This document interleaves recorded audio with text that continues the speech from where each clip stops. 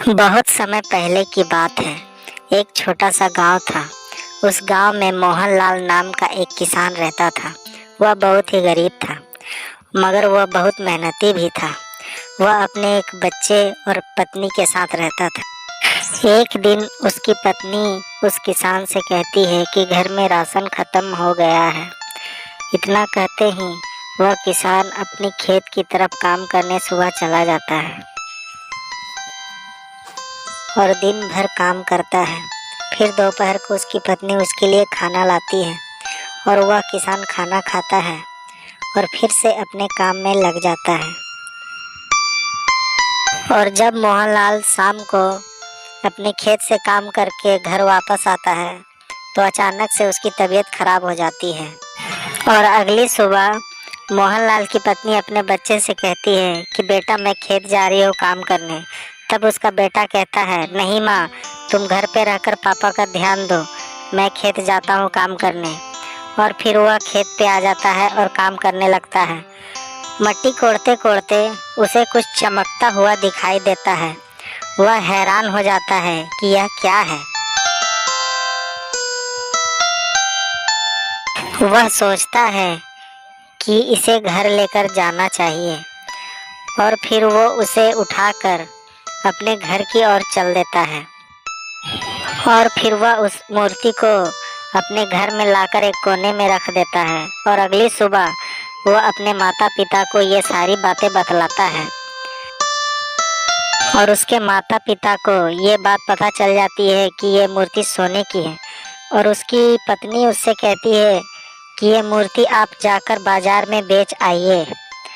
फिर वो मोहनलाल सुबह सुबह उस मूर्ति को एक थैले में लेकर बाजार की ओर चल देता है। कुछ दूर चलते ही उसे प्यास लगती है और वह एक तालाब के पास जाकर पानी पीने लगता है। कुछ देर पानी पीते पीते उस थैले के अंदर से आवाज़ आती है और थैला हिलने लगता है। यह देखकर मोहनलाल डर जाता है और पीछे हट जाता है। इतने में ही उस थैले के अंदर से वो सोने की मूर्ति बाहर आ जाती है। यह देखकर किसान बहुत ही डर जाता है, मगर वह सोने की मूर्ति कहती है कि मुझसे मत डरो, मैं तुम्हें कुछ नहीं करूँगा, मैं तो तुम्हारी मदद करने के लिए यहाँ आया हूँ।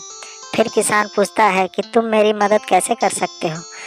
फिर वह सोने की मूर्ति बोलती है कि मैं तुम्हारी मदद हर तरीके से कर सकता हूँ, मैं जिस चीज़ को छूऊंगा वो सोने का बन जाएगा। यह सुनकर किसान उसे वापस घर ले आता है और फिर यह सारी बातें अपनी पत्नी को बतलाता है। और उसकी पत्नी के मन में लालच आ जाता है और अगली सुबह वह मिट्टी के सारे बर्तन उसके सामने रख देती है। और फिर वह सोने की मूर्ति वो मिट्टी के बर्तन को सोने का बना देती है। फिर वह अपने पति को कहती है कि जाओ इसे बाजार में बेच आओ। फिर अगली सुबह मोहनलाल उस सोने के बर्तन को एक थैले में लेकर बाजार की ओर चल देता है और वह एक सोने की दुकानदार के पास आता है और उससे कहता है कि सेठ जी, मुझे पैसों की बहुत ज़रूरत है, ये सोने का बर्तन मैं आपके पास बेचना चाहता हूँ। और सोनार उससे वह सोने के बर्तन ले लेता है और उसे पैसे दे देता है। और फिर मोहनलाल वह पैसे लेकर अपने घर की ओर चल देता है। अब मोहनलाल रोज ऐसा ही करता है और वह बहुत अमीर बन जाता है और अपने लिए नया मकान और एक ज्वेलरी शॉप भी खुद की खोल लेता है और अपने परिवार के साथ खुशी खुशी रहने लगता है।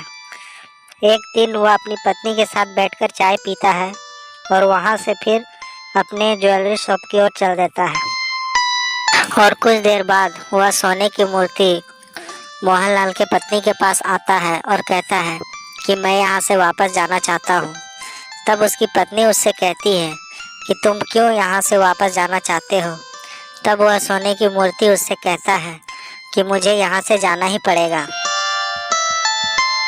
और फिर मोहनलाल की पत्नी उससे कहती है कि ठीक है, तुम जाना चाहते हो तो चले जाओ, मैं तुम्हें जाने से नहीं रोकूंगी। और फिर अगली सुबह वह सोने की मूर्ति मोहनलाल और उसकी पत्नी से मिलता है और फिर वहां से चला जाता है। फिर मोहनलाल और उसकी पत्नी अपने दुकान में दोनों मिलकर काम करते हैं और खुशी खुशी रहने लगते हैं।